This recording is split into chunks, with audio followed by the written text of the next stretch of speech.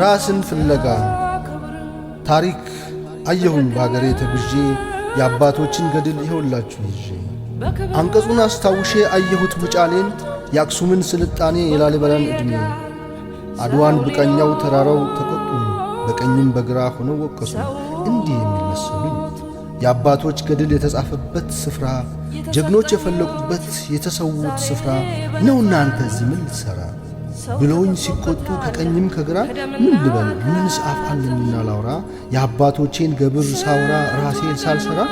አልኩኝ ለራሴ በቁጭት ተመስጬ በአዲስ መንፈስ ራሴን አንቅቼ እናንተ የታሪክ አሻራ የታሪክ ማማ ንገሩኝ በዝርዝር ምንም ሳታቅማሙ የቱጋ ነው ምኒልክ የቆመበት ስፍራ ፉከራው ሽለላው የተከናወነበት ስፍራ ጥቁር ነጭን ያንበረከከበት ቦታ እስኪ ንገሩኝ በዝርዝር በዚህ መልካም ምድር እንዴት እንደወጡ እንዴት እንደወረዱ እንዴት እንደቆሙ ታሪክ እንደጻፉ ብዬ ብጠይቅ ሳቁ ተሳለቁ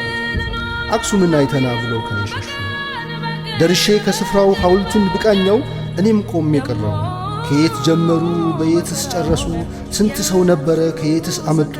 ማን ነው ግንበኛው ማን ነው መሐንዲሱ አልተገኘም መልሱ አላለቀም ቁልፉ አሁንም ፍለጋ ደረስኩ ላሊበላ አክሱምን ከላይ ላሊበላን ከስር እንዴትስ አነጹ በአንድ ድንጋይ ፍልፍል እንዴት ነው ጥበቡ ወዴት ነው አዳሩ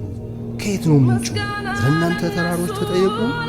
ብዬ ብጠይቅ መስክሩ እንዲህ ሲል ነገሩኝ አንደኛው ተራራ አትኳትን ብዙ አባትህን ፍለጋ ዓለም ያውቀዋል የአባቶችን ሥራ ላይሻር ላይፋቅ ተጽፏል በታሪክ አሻራ ይልቅ ፈልግ ራስህንና ራስህን ያኔ ታገኛለህ የቀድሞ አባትህን